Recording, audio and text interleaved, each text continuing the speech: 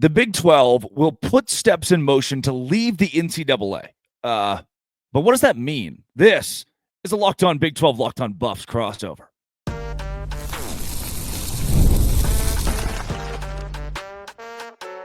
You are Locked On Big 12, your daily podcast on the Big 12 Conference. Part of the Locked On Podcast Network, your team every day.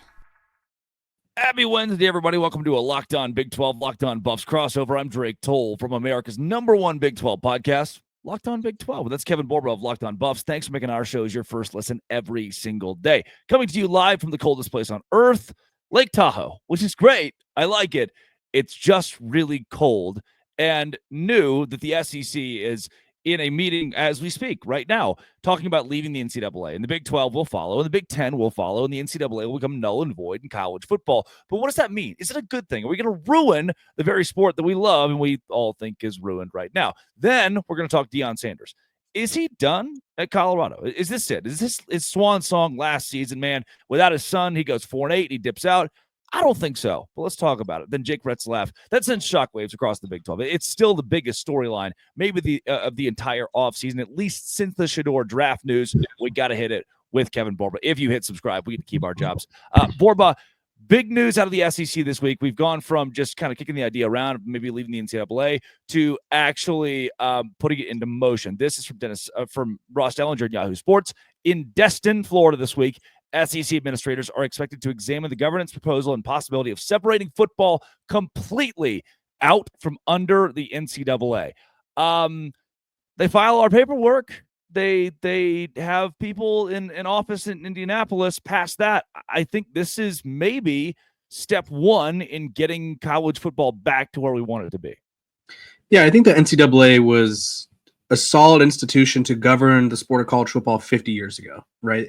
As soon as college football started advancing, the NCAA never advanced with it. And I think we saw those issues corresponding with NIL, the transfer portal, the COVID year, I think really made things complicated because, I mean, Colorado just landed a transfer yesterday or 2 days ago now where he benefited from the Diego Pavia rule, where it's like, okay, I was at a junior college and because I was there, it's your fault that I didn't get to profit off my NIL. And so Diego Pavia is back for year 9. And so a lot of junior college guys are back for year 6, 7, whatever. And so the NCAA just doesn't have the hammer of power it once had, right? When college football was literally like, hey, these kids are here to play football and get an education, that's when the NCAA thrived. And they are no longer that. They are getting paid as high as or as much as coaches. They are able to move as freely as possible. They are able to just sue their way out of everything. And there really needs to be a set of rules, a set of boundaries that can be enforced. And right now, the NCAA cannot enforce that. And I think I don't really know what the goal was, but Donald Trump, when he was enacting Nick Saban and the guy from Texas Tech, Cody Campbell, the goal, they were trying to fix college football. They're trying to get it into a direction where there's punishments and there are sort of rules that can actually be enforced. Because the NCAA, I mean, they're enforcing the rules as much as, I don't know, a piece of paper. Yeah. And that paper is getting sued all of the time. Yeah, that paper is dealing with about 1,000 lawsuits every day, it feels like. And losing immediately all of the time. Josh Pate, who I like, he's been on this show before. I'm a fan of Josh Pate. He has some of the takes of all time. Every now and then he'll post something, I'm like, wow, which, as do I. Guilty as charged.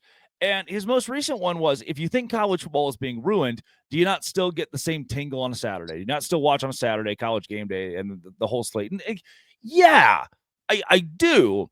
But also, I think it's kind of, you almost sound removed as you say that when you consider that Oregon plays Rutgers in a conference game. Like, ruined is a strong word, sure, but I don't like what we're doing. I don't like that that's a thing, and I don't feel like I should be shamed by anybody for feeling that way. This is the first time, based on really Cody Campbell's vernacular, that I feel like we might be trending in the right direction because the NCAA has been, at the very least, complacent in allowing college football to become Oregon, Rutgers, a noon conference game. Yeah, I don't love this is what you signed up for. I don't love the culture. Like, I think people can have opinions and still enjoy something, right? Like, I like the NFL I don't love how much like they shove the Kansas City Chiefs down my throat, but am I going to be like, I'm so anti-NFL right now because I hate Taylor Swift or whatever? Like, no, I don't care, right? Sure. The same thing with college football. Like, you could like the sport, you could be excited for whatever game on Saturday, but you don't have to like that the Pac-12, my former employer, is no longer. You don't have to like that. I mean, the Nico Imhoff situation, excuse me, I just butchered his name, but Nico situation, you don't have to like that, right? Where he's threatening to sit out a playoff game, a literal playoff game, not just like a random game in the season, not that that'd be any better, but a playoff game for more money. And then he tries to force his way to a bigger school for more money. And like, you don't have to like that aspect, right? I think the fair comparison is the NFL. And it's just be like, imagine if your favorite NFL team was about to play for a Super Bowl and one of your best players or your quarterback was just like, you know what? I think I'm going to go play for the Bills, right? Or I think I'm going to go head out and play for this team, or I'm not feeling it today and I'm not going to play for you. Like, college football, I think, has the right idea right now in terms of playing players. I don't really love the super conference idea, but there's some general good ideas, but the execution is terrible, right? I think we could agree that not everything is being executed perfectly. There's a nice foundation, but it's not the same sport that we once knew. It'll never be that again. But I do think there are adjustments to help the average fan feel like this isn't, I don't know, a disaster class every single week. And Drake, I mean, you talk about it. You know as well as anyone that college football is headed in a direction where it's not going to be recognizable to fans who grew up waking up to college game day and being like, okay, like I'm looking forward to the day, right? You're going to wake up and you're going to be like, oh, that's right, Miami's playing Stanford today because that is a conference game, right? So, I mean, what are your thoughts on the hate for the sport, if you will? I mean, yeah, again, I'm not happy with where we're going. And to your point with the NFL, imagine you're a fan of the Miami Dolphins and they had to change their entire roster every year. Who would you root for? Whose jersey would you buy? Because the next year, they're all gone. You've flipped your roster, you've changed your players, and you don't give fans a rooting interest anymore. Kids can't grow up saying, oh, I want to be like, so even, okay, Cam Ward, great quarterback, number 1 overall draft pick, but he went to 3 colleges, and he used the transfer portal in the way that he should. At the same time, there's not a 6-year-old. It's like, yeah, I enjoyed all 4 years of Cam Ward as my starting quarterback for my school, and I bought his jersey. And, you get little increments of greatness in college football now. You don't get what, a Vince Young was at Texas, where you watch this guy grow up and he becomes a star. Reggie Bush at USC becomes a star. You just don't have that. Coming up, Deion Sanders. Do we have that at the end of this year, or is he gone? This is a Locked On Big 12, Locked On Buffs crossover.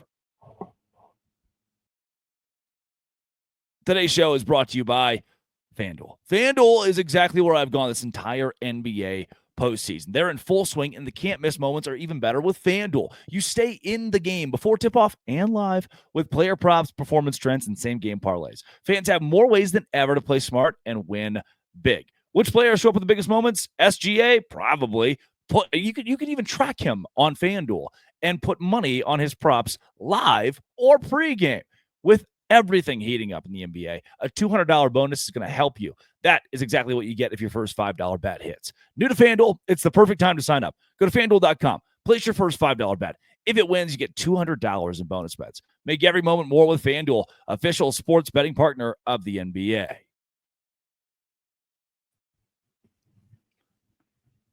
Kevin Borba of Locked On Buffs. Deion Sanders. We had this conversation at large last offseason about him being done at Colorado following his son and Travis Hunter leaving and everything flips and turns over. Is this a swan song? Is this his last season at Colorado just to prove that he can win or be a good coach or be a good leader without his son? Does he have something to prove this year that will allow him to exit to a bigger school or to the NFL and leave Colorado behind? I think by him signing on to be one of the highest paid coaches in college football, I think that's a perfect sign that he's not leaving coaching, right? I don't say I was under the impression that he was going to leave because I never thought he was going to leave, but I figured if there was a time for him to depart coaching, it would have been when his son's left for the NFL. So he's still coaching, which I feel like is a respectable move because he had said time and time again, like, I'm a grown man. I do my own things. Like, I'm not following my sons. They followed me.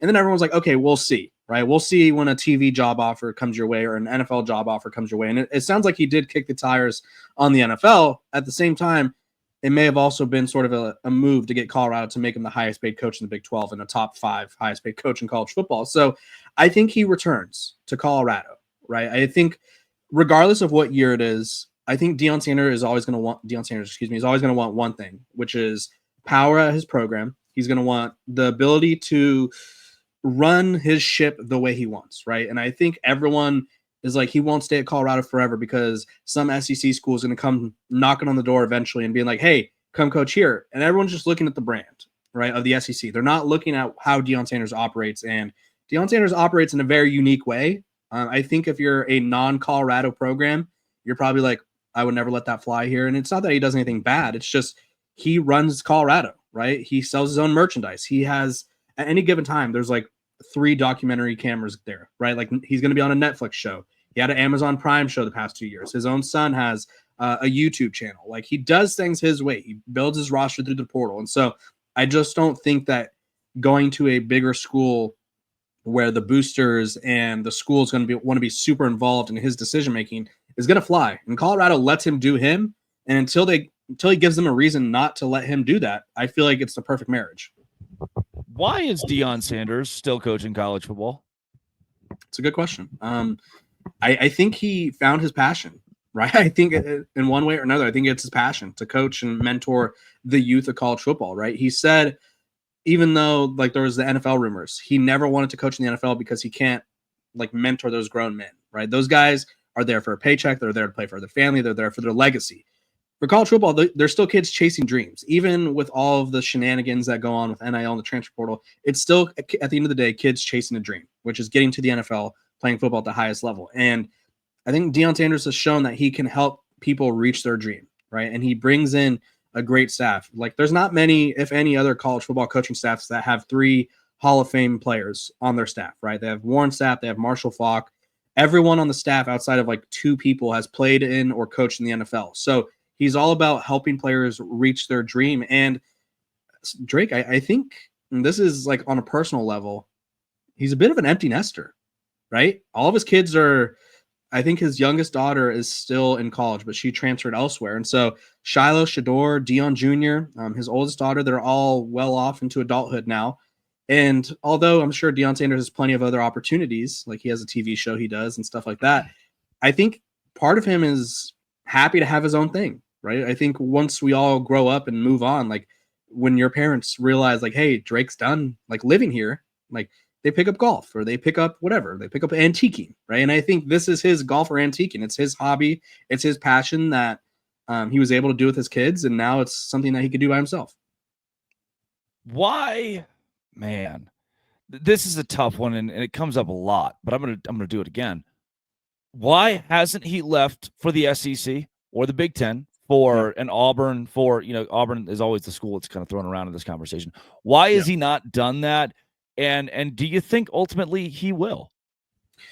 Yeah, it's a good question. At the end of the day, if an SEC school comes knocking, it's gonna have to be an SEC school that doesn't have an overbearing booster group, right? And if you aren't familiar with what a booster group is, it's basically just a bunch of rich dudes who are just like, hey, I donate money to this program, so I get to tell you what I want, or I get to tell you what to do. And I think that's the one thing that'll prevent Deion Sanders from moving on, right? Or if he does eventually leave for an SEC program or Big Ten program, it's a school that's going to be willing to let him do his thing, right? So automatically, I think there's programs that people are like, he's going to go to the, like you said, Auburn, right?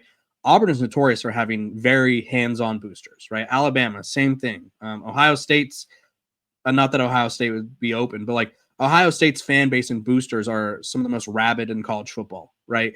So it would have to be like the perfect pairing. And I don't know how many programs out there are really willing to allow that to happen. And again, I'm saying this because I don't want people to be like, Kevin's saying he's doing bad things. He doesn't do anything bad. He just runs the program. He runs Colorado his way or the highway. And so if there were a job, I think it would be an unorthodox job. Like, I'm not saying he'd go to like Mississippi State, but I don't think it'd be like a top tier SEC job.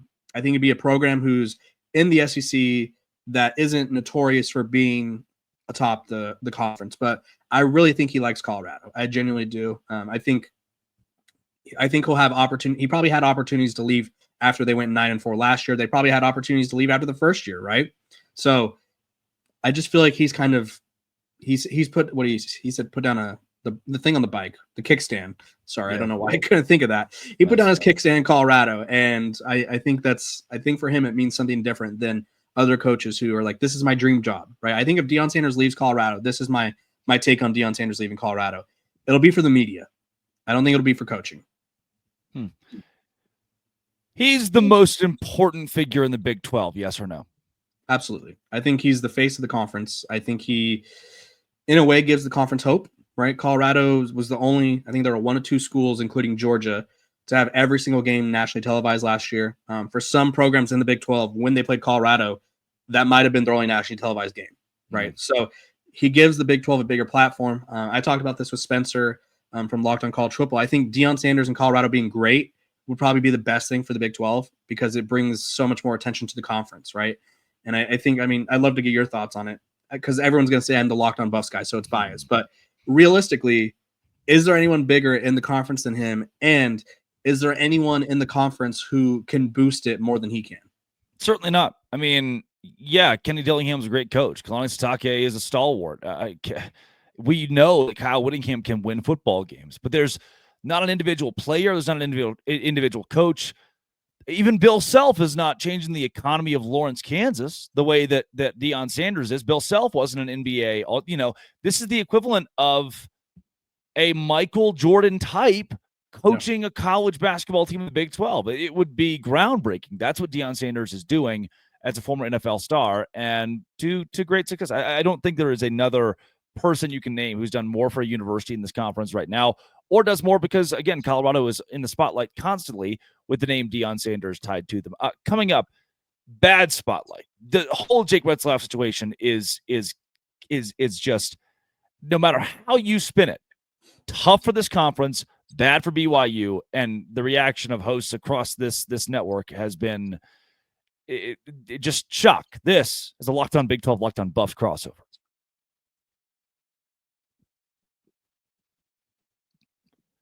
Kevin Borba, we've talked this week on Locked On Big 12 with Cameron Stewart. We talked with Jake Hatch about the Jake Retzlaff situation. Most BYU sources have come out and said, hey, look, because of the legal process, it's very unlikely he plays this fall, meaning one of the top contenders in the Big 12 will lose its starting quarterback. If that's the case, as he has been accused of allegedly committing sexual assault against a woman in Provo, this is something I haven't asked anybody else that's joined the show. Initial reaction when you heard the news? Yeah, my initial reaction was, obviously, it's very disappointing, right? I think it's a disappointing situation, right? You hope that it's resolved in the right way. You hope that the victim is able to find clarity on the situation, is able to find justice on the situation. I hope that justice is served in either way. And so when you hear that, I feel like the person in me goes, wow, I hope, like I said, I hope the victim is served or given the justice they deserve. And then I think of, like you said, how this impacts BYU in the Big 12, and not that football is bigger than life, but that's obviously where we are paid to talk about. And so I just immediately was like, okay, BYU is out. They are just no longer in contention, right? And I know they got Bear Bachmeier from Stanford, who I covered for a little bit. And I think he has the potential to be good. I think fans will probably need some getting used to, assuming he's going to wear the number. What number is he in? 47 or something, right? Yeah, that's weird. Yeah, he did it at Stanford too. But yeah, it was just one of those situations where you hate to see it happen. I talked about it on my show. It's one of those things where you're innocent until proven guilty. But obviously it's not something you want to see, right? And then hopefully the victim, and if there's other victims, feel brave enough to come forward, if so. But it's one of those things where it changes the trajectory of people's lives, and it changes the trajectory of BYU's program. Not that that's obviously second in this situation, but if it's one of those things where he never plays it down in football for BYU again, then obviously the program felt that was the right move. Man, here's what's tough. Yeah. If this happens in any program and the legal process will take a year, you can't play the guy for fear that it comes out that, he was liable for the sexual assault. And if you do play the guy, then you played somebody who was liable for sexual assault. You're just asking for a firestorm. Have we not just seen the end of Jake Retzlaff's career at BYU? Have we seen the end of that name being associated with BYU? Like, are they obligated to just move on, never say his name again, and try to act like he didn't exist as they attack this football season? I think they have to give him due process. So I think they have to go through the proper channels. That being said, and I think, which I would like you to explain a little for my listeners and viewers, because you did a great episode on it with Pete Souza, the honor code, right? BYU operates in a different manner than 99.9% of college football programs, because it is associated with the Church of Latter-day Saints. Did I get that right? Church of Jesus Christ of Latter-day Saints. We're close. Yeah. Thank you. And so they operate under that umbrella, right? And so they have what is called the honor code. And I'm going to have Drake sort of chime in here and explain it. I think if the honor code's broken, then I think they are pretty strict about it, right? The honor code is not something that BYU takes lightly. And I'd like you to provide your insight, because if it is broken, then I think, yeah, his time is most likely done. But obviously I do feel like he has to be given due process. Yeah, I mentioned it, as you mentioned, on the Pete Souza show, and with Pete, who's with ESPN, that the honor code is the most important piece of this from a football-only standpoint. If we're just talking about, and this is a football podcast, right? There are legal podcasts that are going to give you the ins and outs of the case and how it will play out. And again, I want to be very careful as to respect the victim, the alleged victim, and to respect all parties involved. From a strictly football standpoint, the honor code is what really comes into play here, because at BYU, there are a list of things that you cannot do as you uphold the highest standard that the Church of Jesus Christ of Latter-day Saints calls for. And it's very admirable that they have the athletes who are willing to not just be elite on the field, but genuinely elite off the field. Like not just good human beings, but some of the most upstanding citizens that the country can produce. They go to BYU, they hone that skill. And in any way, if Retzlaff broke the honor code in any way, he will not play a complete season next fall. If he says, hey, this is me, this is Drake speaking. If Retzlaff meets with the school, with the university, and says, I did not commit sexual assault, I did have consensual, premarital, extramarital sex with the alleged victim, his career at BYU is done. My opinion is his career at BYU is done. Why? One, you've broken the honor code. And we've seen the Davies situation in 2011 with Jimmer Fredette, great basketball team in March Madness. He's caught premarital sex. He can't play in March Madness. It's like the most popular, I guess, public extension of the rule when BYU said, hey, this is how seriously we take it. With this, you've doubled it to not just you had premarital sex, but you have put a complete black spot on the university. You have put us on Good Morning America, the Today Show, every outlet is talking about the BYU quarterback, the guy who signed on to an honor code, the guy who upholds this high standard, the guy who is a model, supposed to be a model for kids across the state of Utah, for kids across the country, for the LDS Church. This guy, not only did he, if this is what happens, if he says, yes, I did it consensually, I had sex, not only did he break the honor code, it has now caused BYU to look embarrassing in the public light, in the spotlight. And not only can you not let that fly at BYU, you have a religion, a faith to protect, and a higher calling, a larger mission, because those three letters are tied to so much more than just college football, sports, education. And that's where this becomes most complex, is even if he is exonerated of the charges, it doesn't mean he's exonerated of the honor code and things that he has done. And the university will take a deep look into what Jake Retzlaff has done in his personal life to possibly break that honor code. And Kevin, I think that is, again, from a sports standpoint, maybe the most important piece of this. Yeah, and I think from the sports standpoint, because I like how you worded that, because I do think there's two different aspects to it. There's obviously the legal aspect to it. There's the perspective of the victim. And I think that's probably the most important. But obviously, we don't know any of the other details at this time. So the only thing we could talk about is, one, we hope that everyone's given the justice they deserve. And we also could talk about how this affects BYU. And like you said, BYU is losing, possibly losing someone who, I won't say changed the trajectory of the program, but Jake Retzlaff being inserted into the lineup sort of I would say, charged up this program in a way that I don't think a lot of people saw coming unless you were in Provo, right? I feel like BYU the first year or so in the Big 12 was kind of doormat vibes, where it's just like people walked over them. It is what it is. And then, right, they had Keaton Slovis back in the day, shout out. And now it's like, okay, you're in a situation where you lose someone who's the face of your team, you lose someone who's a leader on your team, and you sort of have to rally and get behind someone else. And you also have to walk this fine line of like, what do we do as a program? And I think you highlighted the honor code perfectly. I'm not an expert on it by any means. I'm not a practicing member of that religion, but I do think it shows the importance of like their values over there, right? Because there is, it seems, based on the honor code, that it's more likely he does not play for BYU than there's a path for him to retake the field. This doesn't mean he's not going to play college football again, but it just doesn't seem like it'll be at BYU given the information we know at this time, which is, I think, changes the conference's standings and how it will shape out. Yeah, that's what I've heard most from BYU sources. His career might not be over. His career at BYU very likely is. Kevin Borba, where can folks find more of your work? Yeah, you can find me over at Locked On Buffs, covering Deion Sanders, Colorado every single day. They're always active in the transfer portal, and I'm over at Athlon Sports covering college football, the NBA, the WNBA, so go check me out over there. This has been and always will be Locked On. Thanks for making it your first listen every single day, a crossover with the Buffs and Dose Grande.